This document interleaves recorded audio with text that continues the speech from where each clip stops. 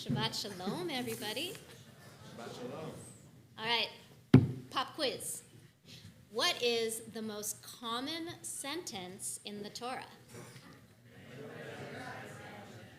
I see I have my Saturday regulars. For those that are watching on stream, the most common sentence in the Torah is Vayomer Adonai el Moshe lemor, and God spoke to Moses saying, often followed by the next sentence, Daber Moshe el bnei Yisrael, and Moses spoke to the children of Israel.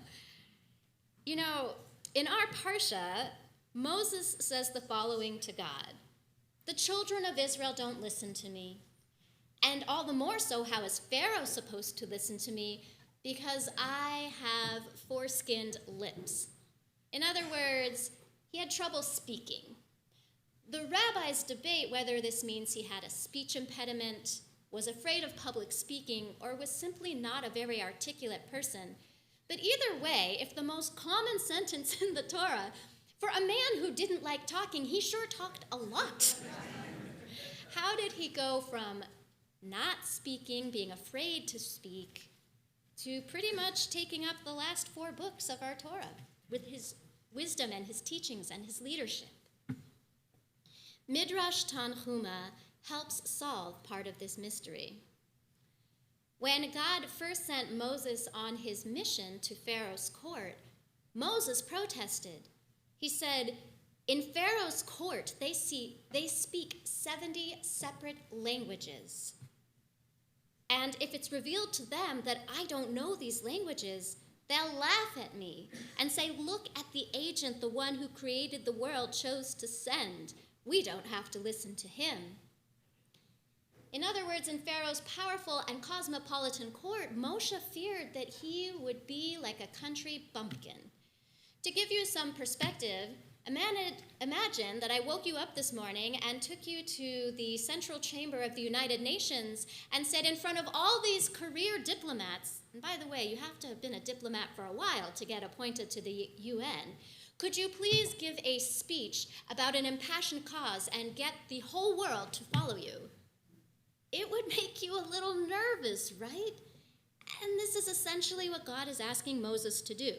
The Midrash continues and said God's response to Moses, in the future, Moses, you will be able to elucidate the Torah in 70 languages.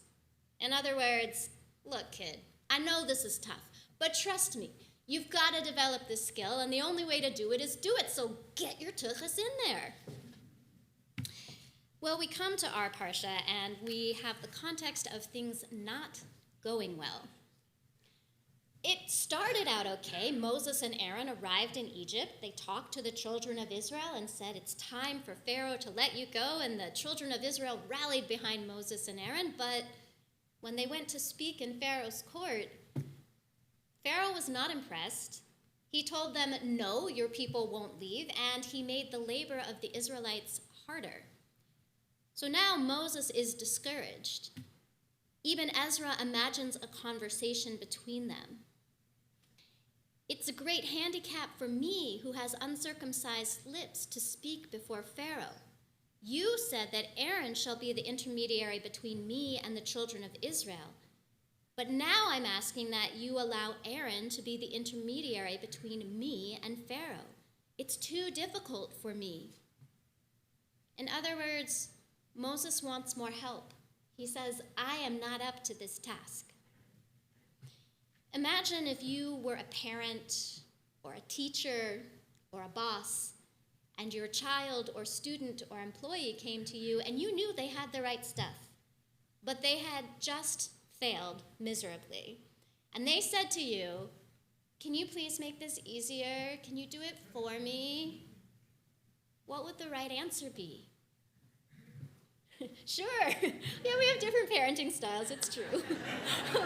And sometimes we have different days when we're a parent or a boss or a teacher. But perhaps you would encourage that person to pursue the challenge.